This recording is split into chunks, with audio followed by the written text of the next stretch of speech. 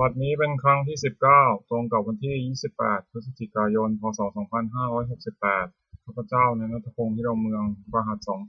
202ขอเปล่งวาจาสาธยายพุทธมนต์ถวายเป็นพุทธบูชาธรรมบูชาสังฆบูชาและเป็นอาจาริยบูชาแด่องค์พระขวมปติเถระเจ้า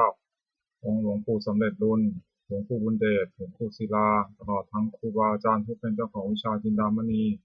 ขอเทพเทวดาเจ้าทั้งหลายโปรดจงมาอนุโมทนาในการสวดสาธยายของข้าพเจ้านี้ขออนุภาพคุณพระรัตนตรัยครูบาอาจารย์และเทพเทวดาทั้งหลายโปรดจงบันดาลให้จิตของข้าพเจ้าเป็นสมาธิอันควรแก่การสวดสาธยายมนต์ต่อไปบทสวดชุมนุมเทวดาสมันตาจักกาวาเรสุวัตราคชันตุเทวตาสัทธมังมุนิราชสสะสุนันตุสักขามุขทังสักเคกาเมจารูเปคิริสิกขารตเตจันตาริเควิมาเน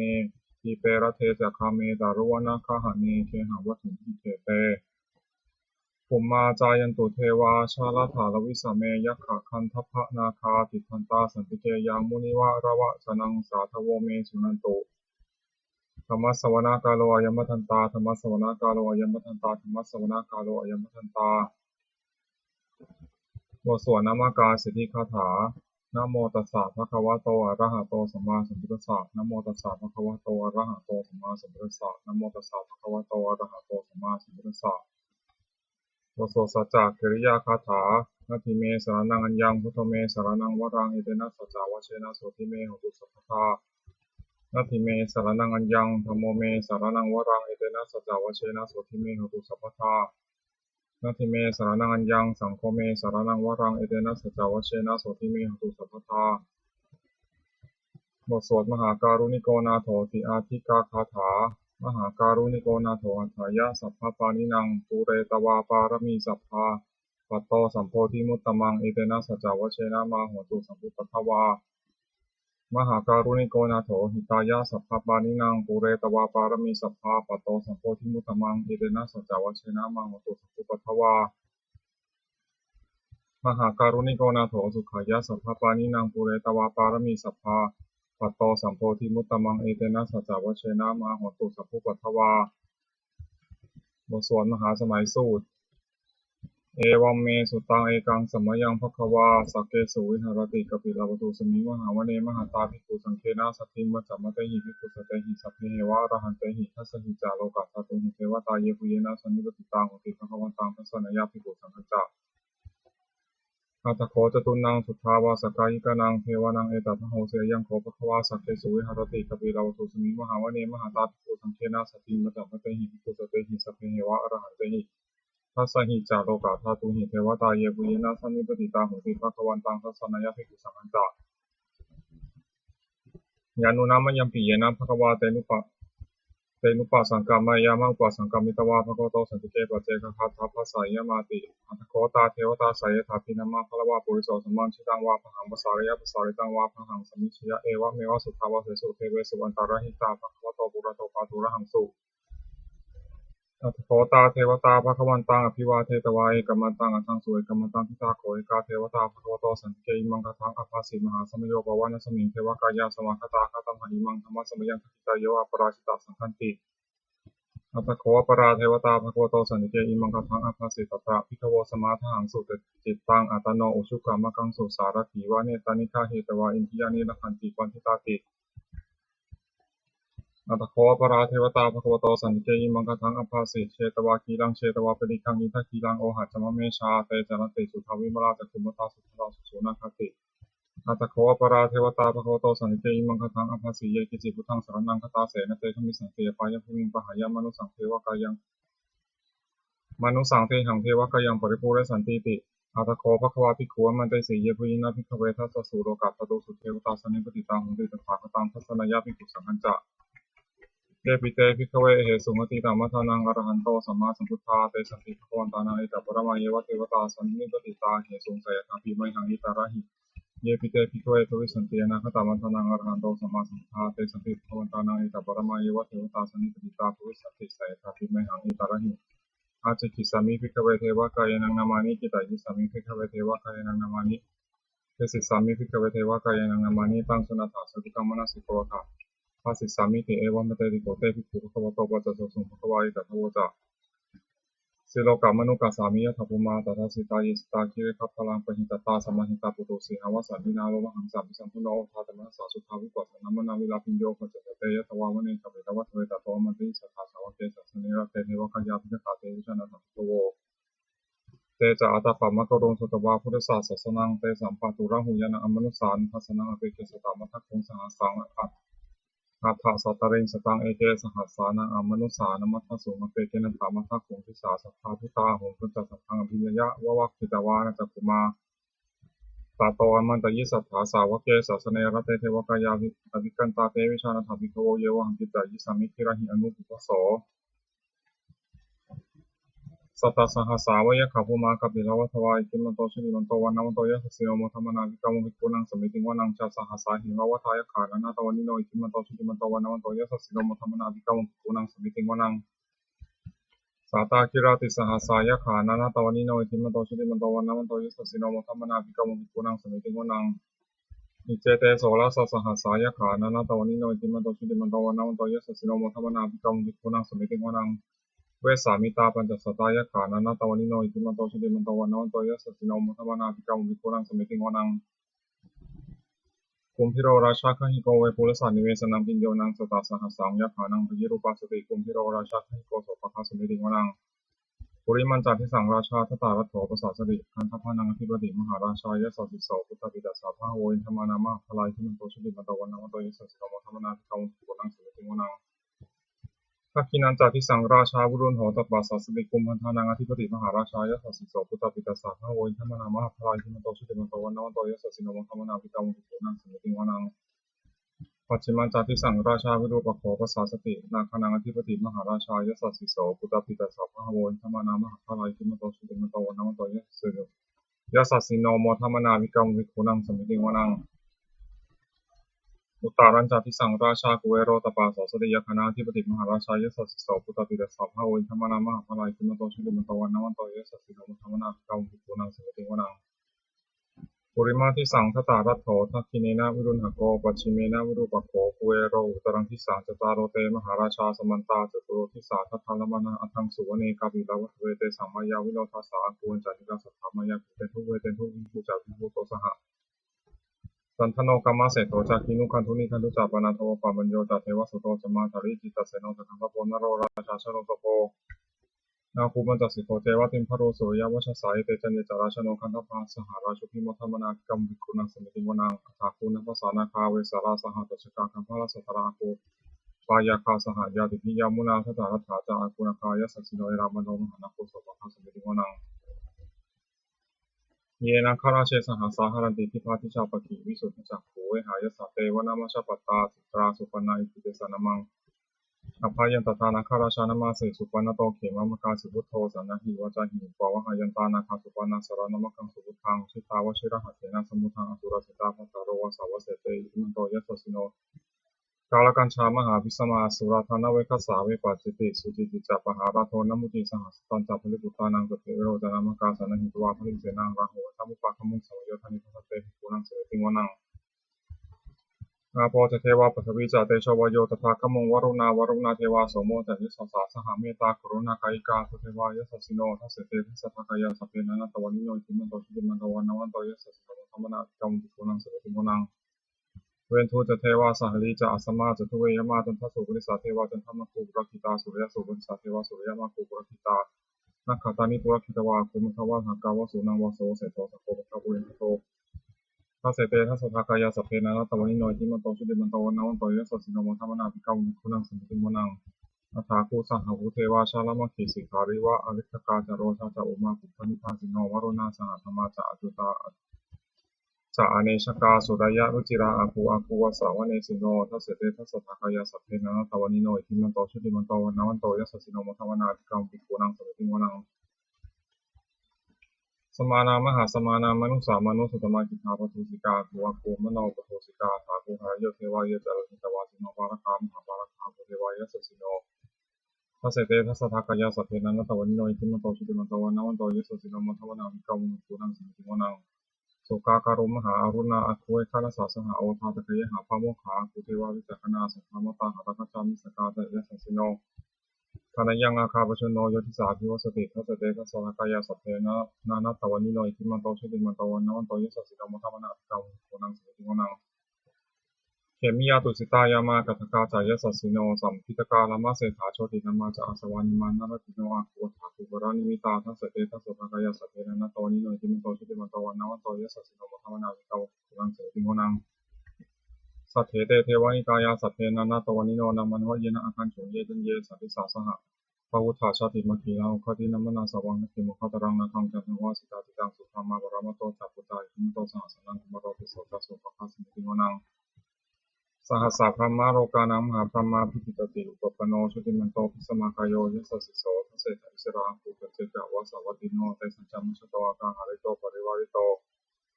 เตจะสัพเพพิงเตสินเทเทเวสัพพะมะเกมาราเสนาภิกามิปัสสะกานะสัมมติยังเอถาคานะถาพันตถาราคินะธรรมโทสมันตาปริวาริถามาโวมุนิจิตะโกตินังอิติตถามหาเสโนกันหาเสนังอเปสยิปานินาตาลมะหัจจสารังกตวานะเพระวังยะถาภวุสโกเมโคธนายันโตสัมชุตโกตถาโสปจุทาวติสังพุทโธสยังวเสตันจะสัพพังอภิญญะวะวัคคิตวานะจัตตุมาตโตมันตยิสัทธาสาวเกสัตเนรเตมาราเสนาภิกตาเตวิชานะทัพพิโกเตจาตาบะมะกะโรสุตวาพุทธศาสนาวิตารักิหิปะกามงเนสังมปิชยุสัพเพวิชตาสังฆามาภิยติตายะสัสสิโนโมทันติสหภูเตหิสาวกาเตชะเนสุตติบทสวดจุลชยปกรณ์นะโมเมพุทธเตชะสารัตนัตยะธรรมิกาเตชะปสิทธิปสีเทวานารายะปะระเมสุราสิทธิพรหมาจะอินพาจะตุโลกาคัมภีรักขกาสมุทธาภูตุงคังคาจะสัพพมะชัยยะปสิทธิพวันตุเตชยธารณีอุทธีนาทีชยขคนละตนละนิสัยนิรายสายเสนาเมรุราชพลนรชีชยคัมภีรสมพีนาเคียนทนาคีปิศาจภูตากาลีชยทุนนิมิตาโรคีชยสิงคีสุธาธานะมุขชาชยวรุณมุขสาตราชยจำปาทินาคะกุลคันโท ชยคัชคลนตุรงสุการะผู้ชงสีหพยัคฆทีปาชยวรุณมุขยาตาชิตาเสนารีปุณสุทธินรดีชยสุขาชีวีชยธารณีตะเรสทาสุชยาชยธารณีสาตินสทาชยมังคารารัญญาภวเคชยวรุณยักเขชยรักขเสสุราผู้ชะเตชาชยพรหมเมนทัคคะนาชย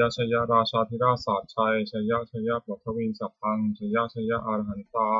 ปัจเจกพุทธสาวังชยมเหสุโรหรินเทวาชยพรหมาสุรโข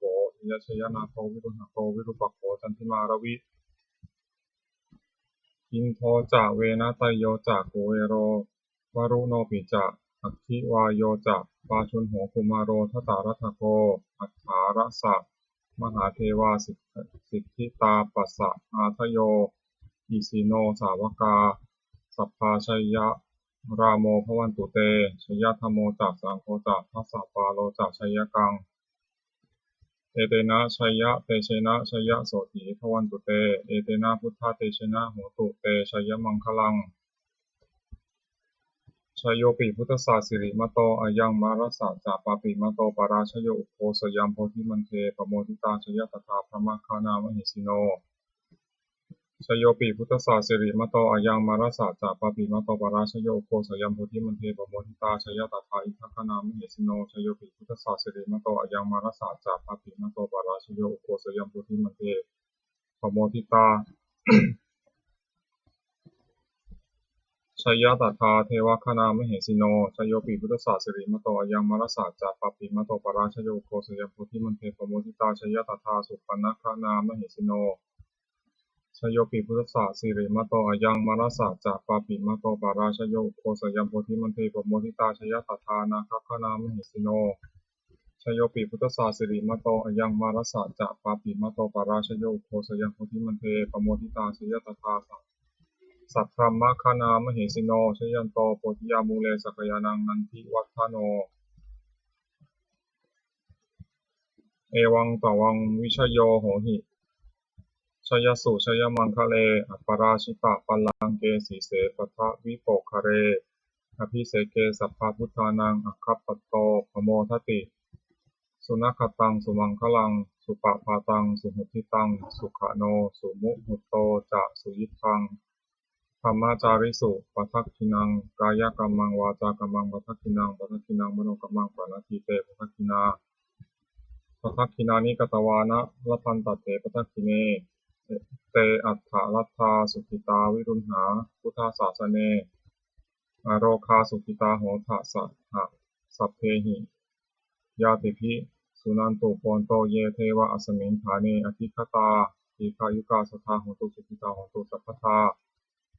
รักขันตุสัพพะสัตตานังรักขันตุชินะศาสนังยากาจิปัฏฐนาเตสังสัพเพปุเรนตุมโนรัฐายุตตากาเลปวัสสันตุวสังวัสสาวราหกาโรคาสุปัทวาเตสังนิวาเรนตุจัสสัพพทากายาสุขังจิตตาสุขังอรหันตุยถาระหังบทสวดธรรมนิยามะสุตังเอวเมสุตังเอกังสัมมยังภควาสาวัตถิยังวิหารติเชตาวเนอนาคาปินทิกัสสะอารามเมตตะโกภควาภิกขุอมันเตสิภิกขาวติพัทันเตติเตภิกขุภควโตปัจจโสสุงภควาอิตถะโวจะอุปาทาวาภิกขเวตถาคตานังอนุปาทาวาตถาคตานังทิตาวาสาธาโตธรรมทิตตาธรรมนิยามตาสัพเพสังขารานิจจติตังตถาคโตอภิสัมพุชติอภิสัมเมติอภิสัมพุชตวาอภิสัมเมตวาจิตติเทสติปัญญาปิติตถาปิติวิวารติวิภัสสติอุตตานิคารติสัพเพสังขารานิจจติอุปาทาวาภิกขเว ตถาคตานังอนุปาทาวาตถาคตานังทิตาวาสาธาตุธรรมทิตตาธรรมนิยามตาสัพเพสังขาราทุกขาติตังตถาคโตอภิสัมพุชติอภิสัมเมติอภิสัมพุชิตวาอภิสัมเมตวาอจิตติเทสติปัญญาปติปทาปติวิวารติวิภัสสติอุตานิกโรติสัพเพสังขาราทุกขาติอุปาทาวาภิกขเวตถาคตานังอนุปาทาวาตถาคตานังทิตาวาสาธาตุธรรมทิตตาธรรมนิยามตาสัพเพธรรมาอนัตตาติตังตถาคโตอภิสัมพุชติอภิสัมเมติอภิสัมพุชิตวาอภิสัมเมตวาอจิตติเทสติปัญญาปติปทาปติวิวารติวิภัสสติอุตานิกโรติสัพเพธรรมาอนัตตาติอิทัมโวจาภควาอัตตมนาเตภิกขุภควโตภาสิตังวินันตุติบทสวดพระเทกรตะคาถาแปลอติตังนานวะข้ามายะนัปฏิกังเขนะคตังบุคคลไม่ควรตามคิดถึงสิ่งที่ล่วงไปแล้วด้วยอะไรและไม่พึงพะวงถึงสิ่งที่ยังไม่มาถึงยะธาตีตามไปยินนันตังอปัตตัญจานะคตังสิ่งเป็นอดีตก็ละไปแล้วสิ่งเป็นอนาคตก็ยังไม่มาปัจจุบันนันตโยธรรมังตถาวิปัสสติสังรังสังคุปังตังวิธามนุภโรหเยผู้ใดเห็นธรรมมันเกิดขึ้นเฉพาะหน้าในที่นั้นอย่างแจ่มแจ้งไม่งอนแงนไม่คลอนแคลนของคนพระคุณในการที่นั้นไว้อัจเชวกิจจะมาตับปังโกชัญญามรณังสุเว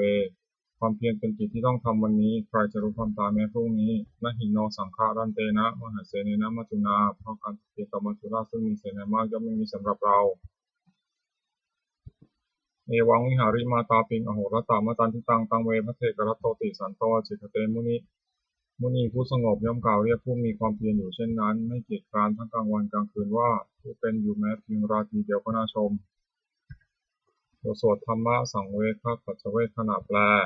สัพเพสังขาราอนิจจาสังขารคือร่างกายจิตใจและรูปธรรมนามธรรมทั้งหมดทั้งสิ้นมันไม่เที่ยงเกิดขึ้นแล้วดับไปมีแล้วหายไปสัพเพสังขาราทุกขาสังขารคือร่างกายจิตใจและรูปธรรมนามธรรมทั้งหมดทั้งสิ้นมันเป็นทุกข์ทนยากเพราะเกิดขึ้นแล้วแก่เจ็บตายไปสัพเพธรรมาอนัตตาสิ่งทั้งหลายทั้งปวงทั้งที่เป็นสังขารและไม่ใช่สังขารทั้งหมดทั้งสิ้นมันไม่ใช่ตัวไม่ใช่ตนไม่ควรถือว่าเราว่าของเราว่าตัวว่าตนของเราอทุวังชีวิตังชีวิตเป็นของไม่ยั่งยืนทุวังมรณังความตายเป็นของยั่งยืนอวสังมยามริตัพพังอันเราจะพึงตายเป็นแท้มรณะปาริโยสานังเมชีวิตังชีวิตของเรามีความตายเป็นที่สุดรอบชีวิตังเมอนิยตังชีวิตของเราเป็นของไม่เที่ยงมรณังเมนิยตังความตายของเราเป็นของเที่ยงวัตตะควรที่จะสังเวชยังกายโยอจิรังร่างกาย ร่างกายนี้ไม่ได้ตั้งอยู่นานอเปตาวิญญาโนการปราศจากวิญญาณฉุดโทอันเขาทิ้งเสียแล้วอธิเสสติจากนอนทับปัทวิงซึ่งแผ่นดินกลิงคารังอีวะปตุดังว่าท่อนไม้และท่อนปืนนี่รัดถางหาประโยชน์มิได้อนิจจาวัฏสังขาราสังขารทั้งหลายไม่เที่ยงหนออุปาทวะยะธรรมิโนมีความเกิดขึ้นแล้วมีความเสื่อมไปเป็นธรรมดาอุปัชชิตวายุทันติคันเกิดขึ้นแล้วย่อมดับไปเตสังวูปัสสโมสุโขความเข้าไปสงบระงับสังขารทั้งหลายเป็นสุขอย่างยิ่งสัพเพสตามรันติจะสัตว์ทั้งหลายทั้งปวงกำลังตายอยู่มริงสุจามริสเรที่ตายแล้วและกำลังจะตายอเทวะหังมริสามิเราก็จะตายอย่างนั้นเหมือนกันนัตถิเมเอถะสังสโยความสงสัยในความตายนี้ย่อมไม่มีแก่เราเลยบทสวดเมตตายังกินจิกุศลังกัมมังสัพเพหิภเตหิกตังปุญญังโนอนุโมทันตุสุนันตุโพนโตเยเทวะสมิงคาเนอธิคตาทิคายุกาสัทธาโหตุสุขิตาโหตุทุกขาปมุญจันตุมาตาปิตาสุขิตาโหตุทุกขาปมุญจันตุสัพเพยาติกาสุขิตาโหตุทุกขาปมุญจันตุสัพเพอยาติกาสุขิตาโหตุทุกขาปมุญจันตุสัพเพปิสาสัพเพยขาสัพเพเปตาสุขิตาโหตุทุกขาปมุญจันตุสัพเพอาจาริยุปัจฉายะสุขิตาโหตุทุกขาปมุญจันตุสัพเพนัคขัตตาสุขิตาโหตุทุกขาปมุญจันตุสัพเพเทวาสุขิตาโหตุทุกขาปมุญจันตุสัพเพสามะตินังสมิจฉันตุโวบทสวดบูชาหลวงปู่ทวดนะโมโพธิสัตว์คันธิมยะอิติปะคะวานะโมโพธิสัตว์คันธิมยะอิติปะคะวานะโมโพธิสัตว์คันธิมยะอิติปะคะวาปฏิภณคาถายาเทวตาสันติวิหารวาสินีภูเตคะเรโพธิคะเรแต่หิงแต่หิงตาธรรมะทาเนนะภวันตุปูชิตาโสถิงกรณเตทาวิหารามันทะเรเถราจมัชฌานวกาจะพิทวสารามิกาธานาปฏิวาสกาธรรมาจะเทสาลิธรรมาจะอิสราสัพพานุพุตาสุพุตาพนตุเตชลาผู้ชายเยปิจาทัสัมภวาสังเสนชาตาอัตโวปปาติกานิยานิกังธรรมวรังปริจเตสัพพิปิทุกขสักกรณตุสังขยังตุจิรังสตังธรรมโมธรรมทราจบุคลาสังโฆโหตุสมัคโควะอัฏฐายะจาหิตายะจาอัมเหระกตุสัทธโมสัพพิปิธรรมจาริโนพุทธิงสัมปาปุณายามะธรรมเมอริยปะเวทิเตปสันนาโหนตุสัพเพติปานิโนพุทธศาสเนสัมมาทารังภเวชันโตกาเลเทโวปสตุอุทิภาวายะสัทธานังสมิทธังเมตุเมทนิงมาตาปิตาจะอัตตาชังนิจังรักขติปุตตกังเอวังธรรมเมนะราชโนปชังรักขตุสัพพตาเทวตาอุโยชนะคาถาทุกขปตาชนิทุกขาเพียปตาชนิพยาโสกปตาชนิโสกาโหตุสัพเพปินานิโนเอตาวตาจะอัมเหหิสัมปตังปิยะสัมปตังสัพเพเทวานิโมทิโตสัพพะสัมปติสิทยาทานังพัฒนตุสัทธายาสีรังรักันตุสัมปทาภาวนาพิรตาโหตุขันตุเทวตาคตาสุมังคลคาถา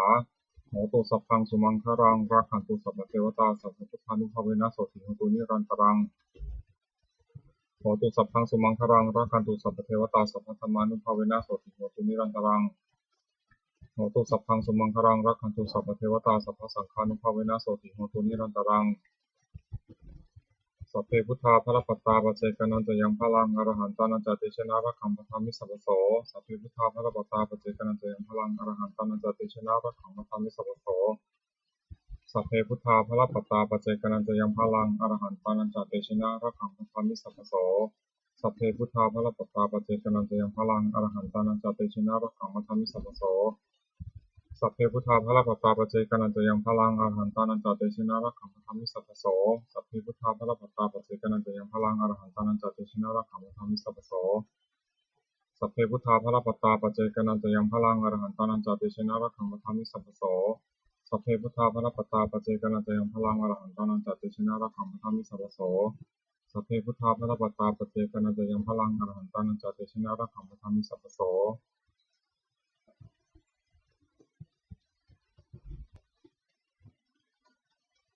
ด้วยอำนาจแห่งบุญกุศลที่ข้าพเจ้าได้สวดสาธยายพระพุทธมนต์นี้ข้าพเจ้าขอน้อมเกล้าอุทิศถวายเป็นพระราชกุศลแด่สมเด็จพระนางเจ้าสิริกิติ์พระบรมราชินีนาถพระบรมราชชนนีพันปีหลวงผู้เสด็จสู่สวรรคาลัยขออานิสงส์แห่งบุญกุศลนี้จงเป็นสัพพสิริมงคลแก่ข้าพเจ้าให้แคล้วคลาดปลอดภัยจากทุกโศกโรคภัยอันตรายทั้งปวง ไม่มีแหล่งรายได้อันสุจริตมั่นคงเป็นสัมมาอาชีพอันชอบธรรมเพราะว่าไม่มีอดอยากยากจนขออย่าได้มีแก่ข้าพเจ้าขอให้ข้าพเจ้ามีสัมมาทิฏฐิตั้งมั่นในพระธรรมคำสอนขององค์สมเด็จพระสัมมาสัมพุทธเจ้าดำรงอยู่ในความดีงามตลอดกาลนานอีกทั้งขอเทพเทวดาทั้งหลายผู้ได้อนุโมทนาสาธุการในบุญกุศลนี้โปรดประสิทธิ์ศาสตร์พรน้อมส่งอานุภาพแห่งมงคลไปสู่วัตถุมงคลพระบิดายศเศรษฐีทั้งฝ่ายไทยและฝ่ายลาวรวมถึงวัตถุมงคลทั้งปวงที่สามสิ่งอำนวยได้จัดสร้างขึ้นที่เปี่ยมด้วยพุทธานุภาพเทวานุภาพและฤทธานุภาพอันศักดิ์สิทธิ์อำนวยผลให้เป็นสิริมงคลแก่ผู้ครอบครองและบูชาทุกประการเทอญ